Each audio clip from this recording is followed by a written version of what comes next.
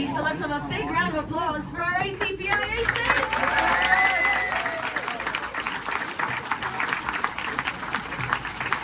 The ace in there as well, give him away. He might get a lollipop. Hi, Chase. Well, since he's got the microphone, it is let's have a chat with Captain Fantastic Brady Kurtz, everyone.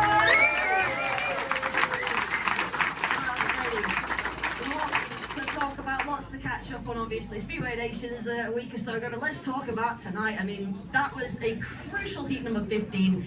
Yourself and Dan knew what the stakes were for that aggregate point, and you delivered the goods. Yeah, I think we all needed that. The team needed it, the club needed it, the fans needed it, I think, and yeah, we're really happy with that. And we needed some points on the table, and we got them. We've had a few shitty meetings lately, so it's nice to get back to where we were, and let's push on. I think that's a little bit of an exaggeration. You only had one in the last 3 weeks. We've only raced once, haven't we? But I mean, as we've already established, it was a tough night at Sandy Lane. You know, conditions not necessarily in your favour, and 16 points was always going to be a tough one to overcome, wasn't it? Yeah, I don't think the conditions were in anyone's favour, to be fair. And yeah, the home riders there done the business, and they got the job done over us. And yeah, we came here today. We knew we really wanted the bonus point, and it's getting towards the end of the season now, so we really need to secure our place in the playoffs where the business is done. Definitely. I mean, we're third going into tonight's meeting. I've not checked the result from Birmingham Sheffield, so I'm not quite sure how things line up at the moment. We were 1 point behind them going into today's meeting. Is someone giving me the score there? We won't worry about them. We won't worry about them, no, that's a really good idea. But either way, Brady, I mean, that's still a good result for the boys tonight. 3 points, as you mentioned. We're going towards the playoffs right now. It's exactly what we needed. Absolutely, and it was definitely not an easy one. Oxford are a tough team, and they definitely showed up tonight. And yeah, our two guest boys done well. Antti was really good, and I was super impressed with him. And yeah, I think it was a full team job, and that's what we needed.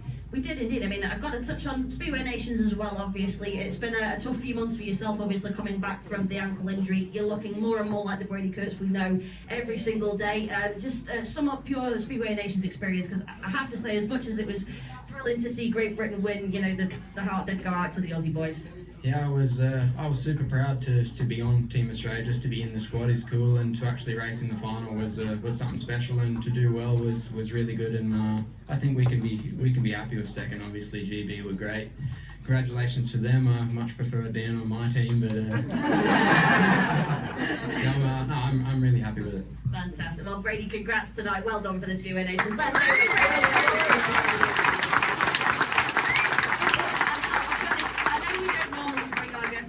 Upstairs, but I had to ask this man to come up because he's had so much response from you guys tonight. So let's say it for Antti.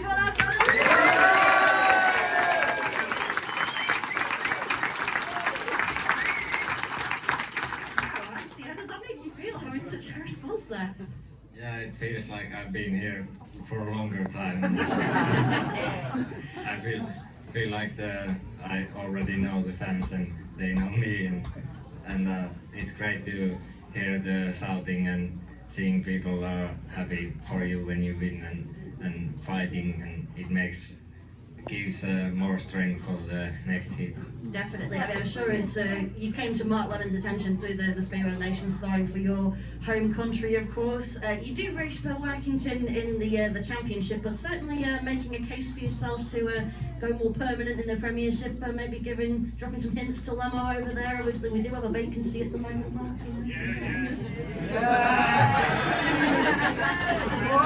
Don't beat him up too much, you won't pay too much.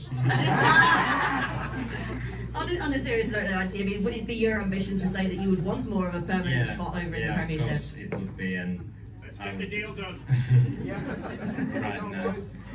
But yeah, I think that would be a great ending for this season, and hopefully I'm now ready to race in the higher league also, and I will do my best every time I go and try to be in the top league form.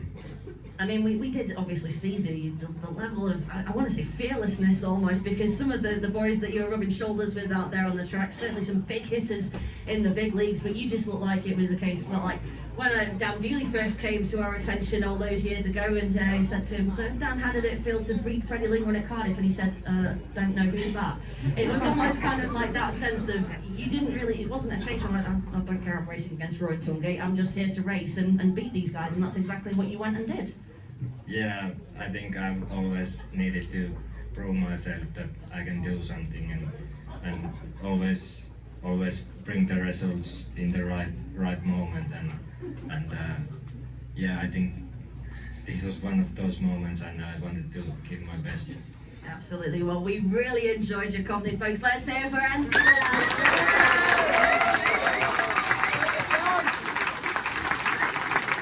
And next up, we didn't have a chance to catch up with him after last week, but what a weekend it was. Let's hear it for Dan Bewley.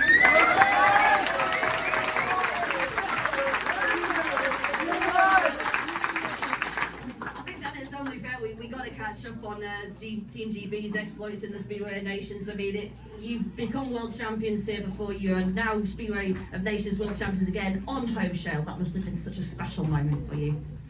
Yeah, it was. But to be honest, I was here all week and I wasn't really, feeling anything particularly special. And then I spoke to Crumpy before I done track walk with Leon Flint before the under-21 meeting. And he's like, "Oh, are you feeling it?" And I was like, not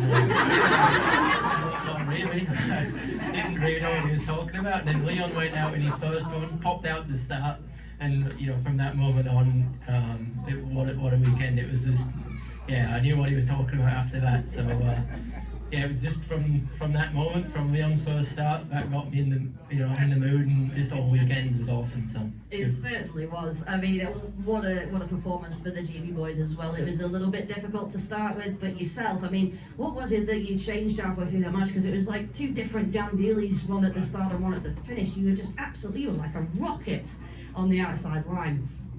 Yeah, I was wanting the same person. I was wanting to go in the first couple, but just changed bikes. It just wasn't happening, and that was it. And then we're off. And we're off indeed, and another gold medal to your name. Let's come back to tonight though, because similar stakes on the line for the ATPI Aces. We were pulling those points back early doors, but then Oxford again just chipping away and pulling things back. They didn't make it easy for us, did they? No, not at all. And I actually didn't think we were in contention for the bonus point until the very end. I thought, even after heat 10, I heard the score, and I didn't actually think we were close. So Lemo came up before 8:15 and told us we needed the 5-1, so that's always nice. Yes. Does it add the pressure, or does it sort of get that little bit of extra adrenaline going when you get comments like that, like, "Right boys, we need the 5-1, come on, let's go do this"? Yeah, of course it's that little bit extra, but we're doing it in 8:13, and we just had to do it again. But I think there was a moment we were on a 5-1, then we were on a 1-5, and we swapped around a little bit for a couple of laps, but we pulled clear in the end. You certainly did, and what a performance, folks. Let's hear it from Dan Bewley.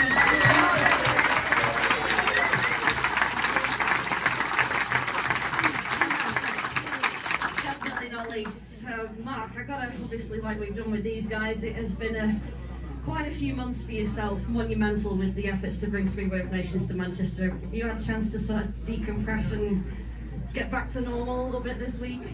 Talking about feeling, I think I need to have a word with Jason Crump, mentioning feeling it to Dan Bewley next time. That's the wrong team.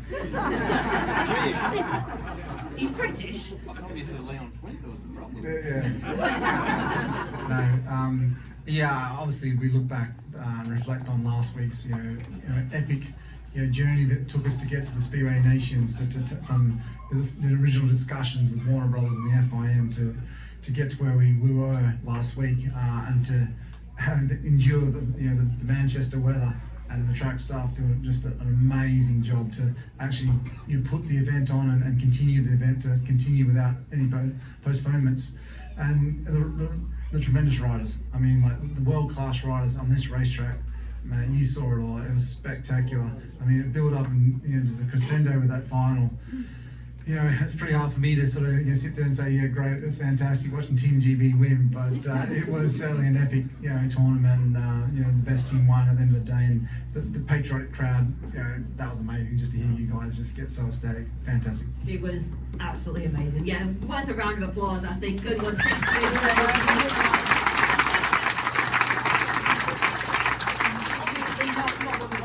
Oxford on Thursday, but I mean, these guys, what can we say about them tonight, Mark? You must be so proud of the efforts. You said in the press release you wanted to see the kind of gritty response that Oxford gave you at Sandy Lane. Did they deliver that gritty performance you wanted?